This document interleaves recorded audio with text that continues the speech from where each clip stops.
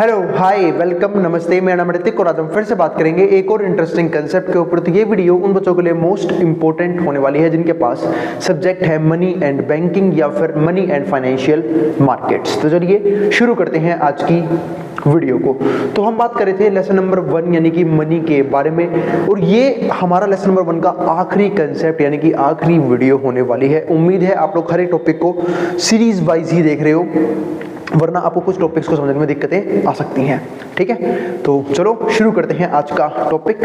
तो lesson number 1 money जो है, इसके हम कुछ कंसेप्ट को डिस्कस तो कर ही चुके हैं। अब जो हमें डिस्कस करना है कि मनी सप्लाई की इक्वेशन क्या होती है, दूसरा मनी सप्लाई को कौन कौन सी चीजें जो है ना उसके ऊपर इंपैक्ट डालती हैं, ये हमें देखना है। आज की वीडियो का मोस्ट इंपॉर्टेंट टॉपिक यही होने वाला है, और इस कंप्लीट सीरीज के नोट्स भी ऑलरेडी प्रिपेयर हो चुके हैं with important question answer PDF. जिन बच्चों को नोट्स परचेज करने हैं वो इस नंबर पे जाए 9667836333 हमें व्हाट्सएप करके नोट्स ले सकते हैं।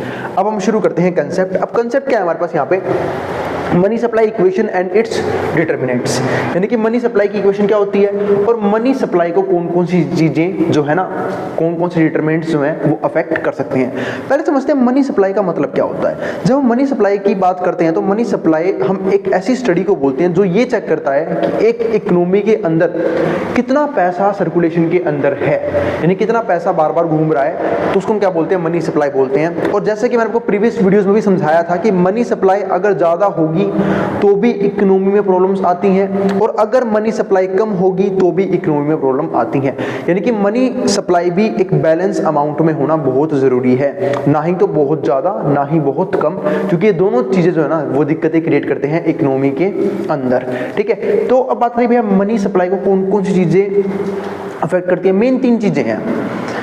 पहला सेंट्रल बैंक, जिसको हम क्या बोलते हैं इंडिया के अंदर RBI, reserve bank of India. दूसरा इफेक्ट डालता है कमर्शियल बैंक, है ना, इनके जो बाकी बैंक जहाँ पे लोगों के अपने अकाउंट्स होते हैं।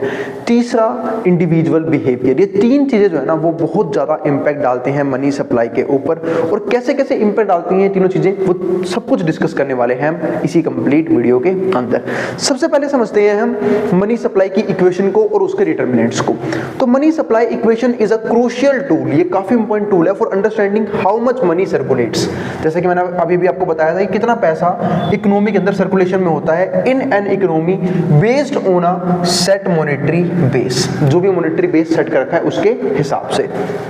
इसके बाद it shows how changes in factor, ये भी दिखाता है कि अगर किसी फैक्टर में चेंज आया, लाइक सेंट्रल बैंक पॉलिसी, मतलब सेंट्रल बैंक ने यानी कि आरबीआई ने अपनी पॉलिसीज में कुछ चेंज किया तो उसके हिसाब से मनी सप्लाई पे क्या इंपैक्ट पड़ेगा। दूसरा, कमर्शियल बैंक ने अगर अपनी पॉलिसीज में या फिर अपने बिहेवियर में कुछ चेंज किया उसका क्या इंपैक्ट रहने वाला है।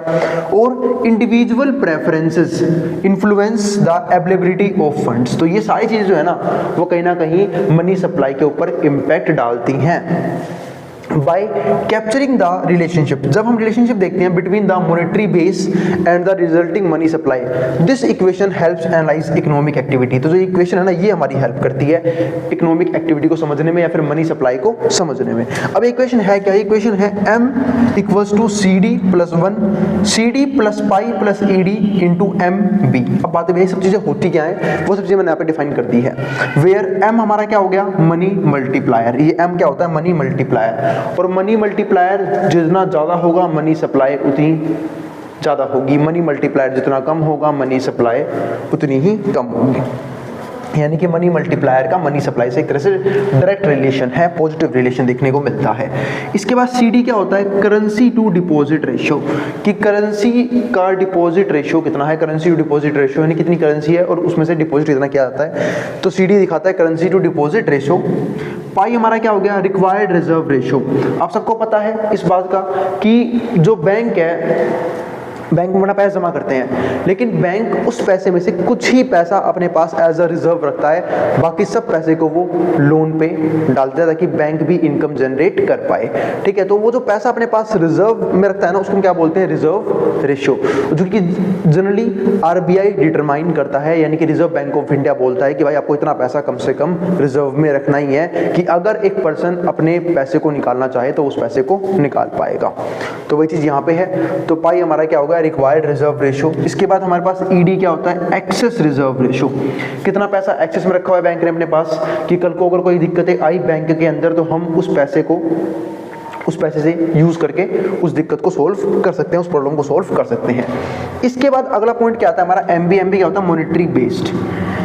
तो ये हमारे पास अलग अलग डिटरमिनेंट्स हैं इस इक्वेशन के अंदर जो कहीं ना कहीं मनी मल्टीप्लायर पे इम्पैक्ट डालते हैं। तो ये तो हो गई मनी मल्टीप्लायर की छोटी सी इक्वेशन और उसके अलग अलग डिटरमिनेंट्स। अब चलते हैं अगले टॉपिक के ऊपर। अब अगला पॉइंट क्या है, फैक्टर्स अफेक्टिंग मनी सप्लाई। ऐसे कौन कौन से फैक्टर हैं जो मनी सप्लाई के ऊपर इंपैक्ट डालते हैं। मेनली 3 तो मैं बात कर चुका था, पर यहाँ पे हमने 4 चीजें देखनी है। एक तो पहला करेंसी टू डिपॉजिट रेशियो, जो किसके पास होता है, पब्लिक के पास, यानी कि पब्लिक के पास कितनी करेंसी मौजूद है और उसमें से कितना पैसा वो बैंक में रखना पसंद करते हैं, ठीक है, और क्यों वो सारा पैसा बैंक में नहीं रखते हैं, सब कुछ देखेंगे हम इस टॉपिक में।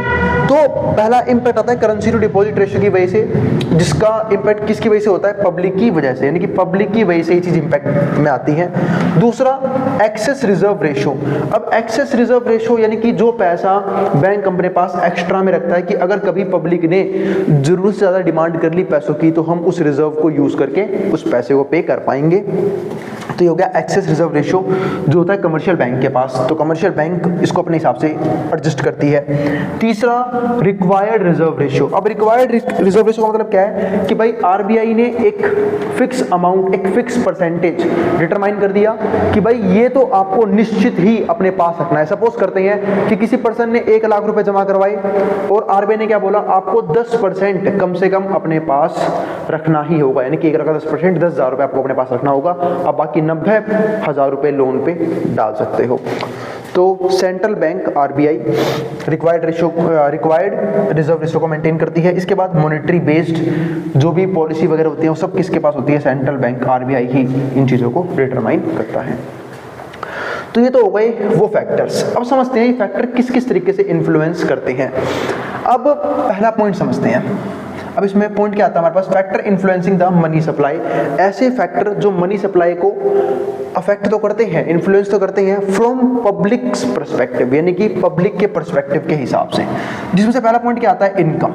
अब पहले पॉइंट की बात करते हैं इनकम की। सपोज करो इनकम बढ़ गई, अब इनकम बढ़ेगी तो होगा क्या, मनी सप्लाई बढ़ जाएगी। अब बात है भैया हम कैसे मान लें आपकी बात, इनकम बढ़ने से मनी सप्लाई कैसे बढ़ेगी, समझते हैं इस चीज को।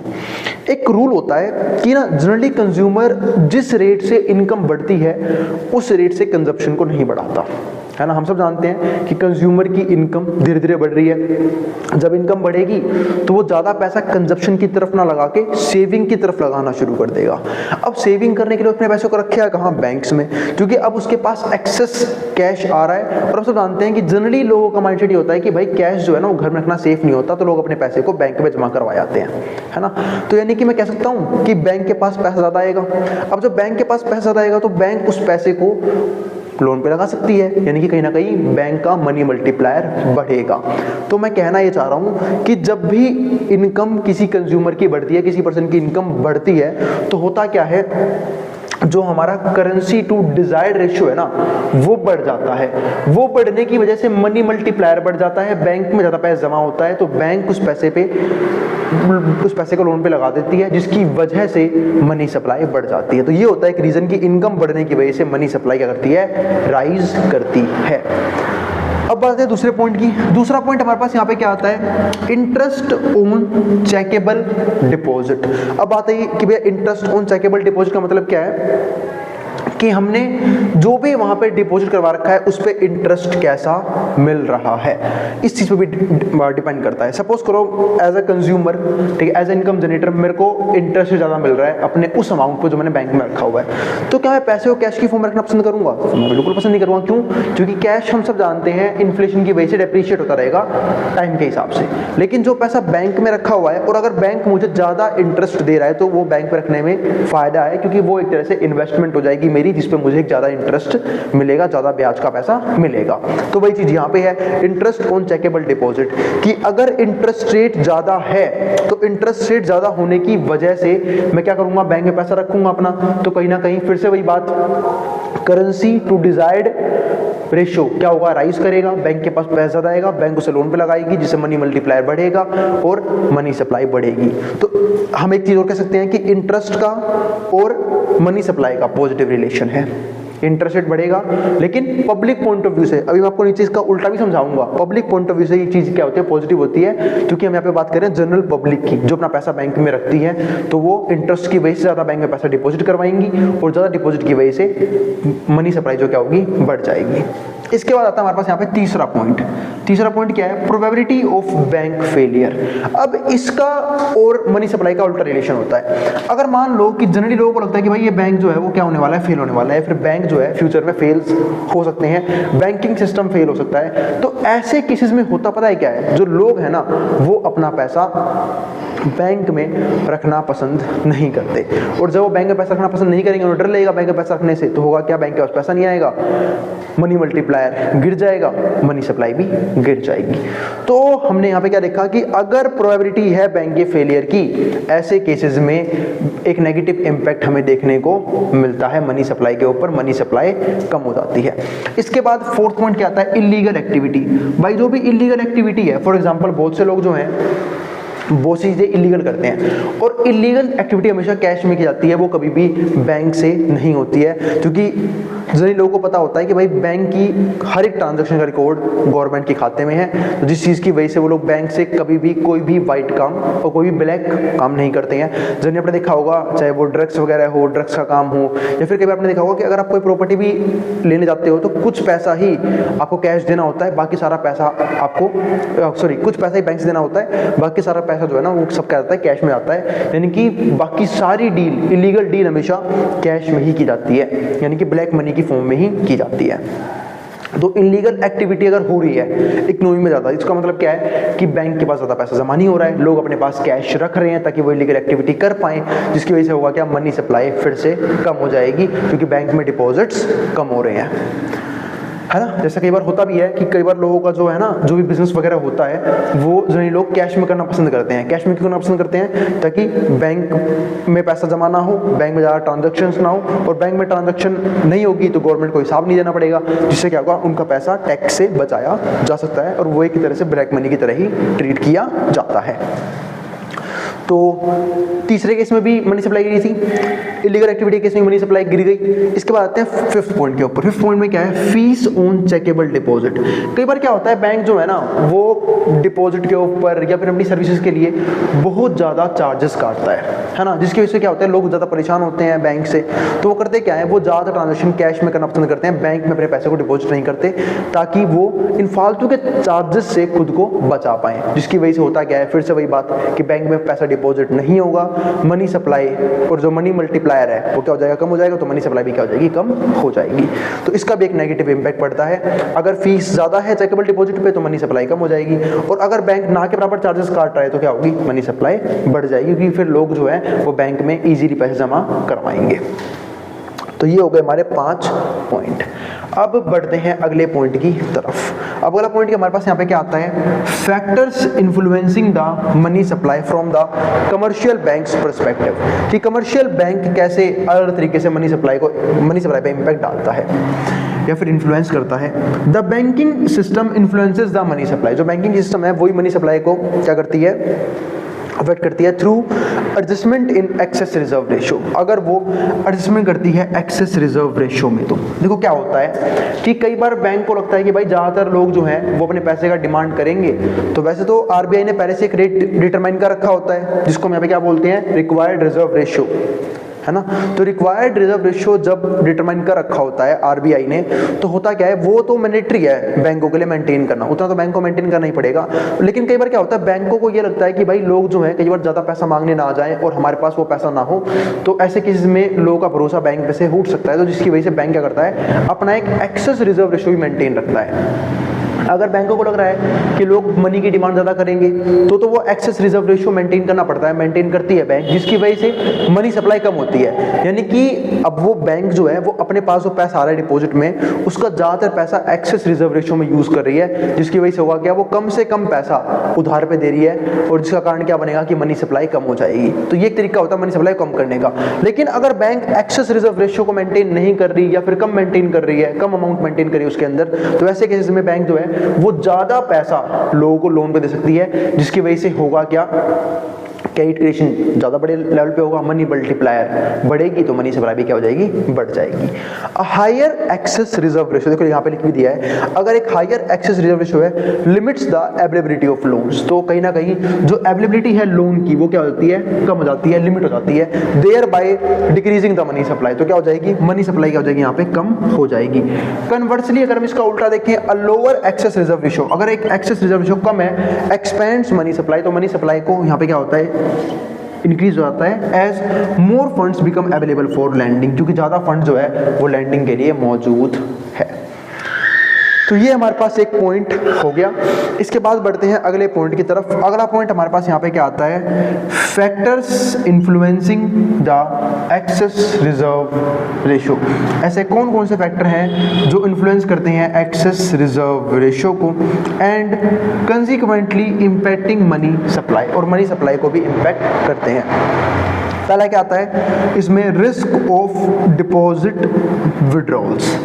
ठीक है, तो ये वो फैक्टर है जो कहीं ना कहीं एक्सेस रिजर्व रेशियो को क्या करते हैं, अफेक्ट करते हैं, और कंसिक्वेंटली मनी सप्लाई को भी इम्पैक्ट करते हैं। तो पहला पॉइंट क्या था, रिस्क ऑफ डिपॉजिट विड्रॉल्स।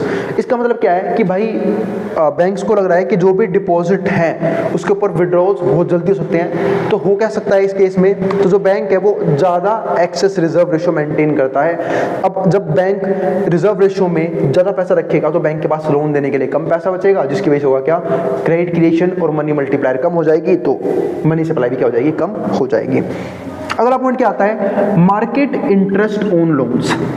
जब हम बात करते हैं मार्केट इंटरेस्ट ऑन लोन्स की, तो इसका मतलब क्या है कि मार्केट में इंटरेस्ट रेट कैसा चल रहा है लोन के ऊपर। इस बात का मतलब ये है कि मान लेते हैं कि मार्केट इंटरेस्ट रेट ज़्यादा है। अब मार्केट इंटरेस्ट रेट ज़्यादा है, इस बात का मतलब ये है कि बैंक अपने ज़्यादा से ज़्यादा पैसे को लोन पे लगाएगा, क्योंकि बैंक को लग रहा है अरे भाई साहब क्या मार्केट में क्या ज़बरदस्त इंटरेस्ट रेट आई है, और अगर हम इस टाइम अपने पैसे को लोन पे लगा देते हैं तो हम ज़्यादा पैसा कमा सकते हैं। तो बैंक करता क्या है, अपने एक्सेस रिजर्व रेशियो को भी लोन देने के लिए, लोन का अमाउंट लोन देने के लिए लगा देती है, जिसकी वजह से होता क्या है, ज़्यादा इंटरेस्ट जनरेट करती है, ज़्यादा इनकम जनरेट करती है, और मनी सप्लाई भी बढ़ जाती है, क्योंकि अब लोगों को लोन मिलेगा। लेकिन एक बात यहाँ पे उल्टा ये भी होता है कि जब मार्केट में इंटरेस्ट रेट ज़्यादा होता है ना, तो ज़्यादातर लोग लोन लेना पसंद ही नहीं करते।